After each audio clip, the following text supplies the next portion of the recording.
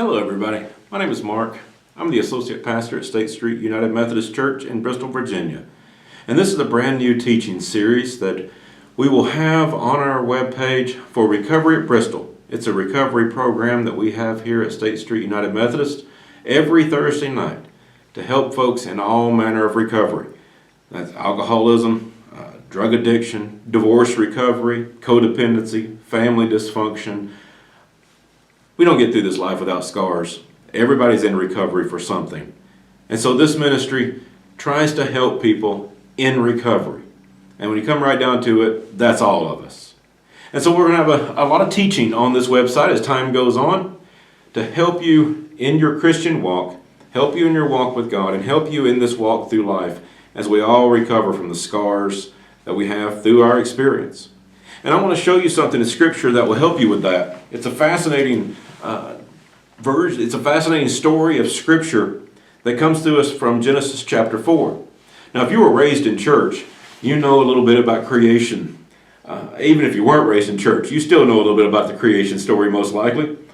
That God created Adam and Eve in the Garden of Eden. They sinned against God. There were consequences for that. They were put out of the garden, and yet God didn't destroy them. They were put out of the garden, but they were still in relationship with God. They had a more difficult life because of their sin, but they still had a life. And God still loved them. And they had two sons at this point of Scripture. They had some other children later. But in Genesis chapter 4, it's recorded they had two sons, Cain and Abel. Now there was a dispute between the two of them, and Cain killed Abel. So there's four people on earth, according to the Bible at this point. Adam and Eve, Cain and Abel, and Cain killed his brother Abel. He has killed 1/4 of the recorded population. And yet, we find something very interesting happening in Genesis chapter 4.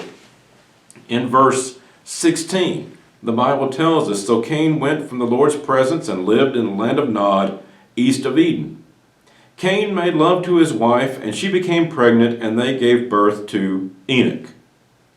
Now that raises quite a question. Where did his wife come from? That's been one of the real questions through history as people read the Bible. The Bible only records Cain and Abel being born to Adam and Eve, and Cain kills his brother. These are the only people mentioned. And then all of a sudden we find Cain has a wife. He has a son. And the story goes on.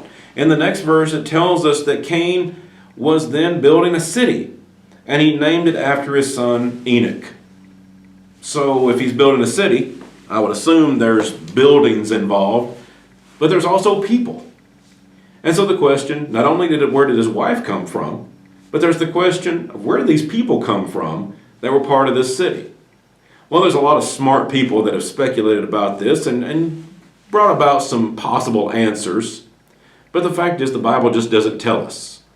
The Bible is not concerned about telling us the answer to that question. And I think that's because there's a more important question. It's not trying to tell us where his wife came from. It's trying to tell us that he had a wife. The Bible doesn't tell us where the people came from for this city. The Bible tells us that he built a city. This is a man who killed his brother, who experienced great consequences because of that action. And yet he had a life. He had a wife. He had a son. He built a city. And he named that city after his son. He had accomplishments. He went on to do some things in life. I find it fascinating and also very encouraging that some of the earliest pages of Scripture gives us this story. Some of the very first pages of Scripture tells us of this horrendous act of Cain killing his brother, really for no good reason. And yet had a life. That God did allow consequences in his life. God did bring punishment into his life, but God did not destroy him. God let him go on to experience relationships with his wife, his son, to have accomplishments of building a city. He went on to a life. Some of us need to hear that. We've made a mess of things. We've been through some tough times. We've made some big mistakes. But what the Bible tells us is that God is in the business of bringing people through those big mistakes. That there is nothing that you can do that you can't come back from in the power of God. Now, we have no real power to restore ourselves.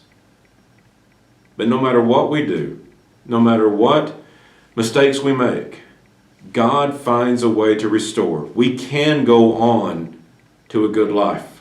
We can go on to good relationships. We can find accomplishments in our life. And that comes from the restoring power of God. God didn't give us the answer to some of our curiosities. He didn't tell us where Cain's wife came from. He didn't tell us where the people of this city came from. Because God has a more important task.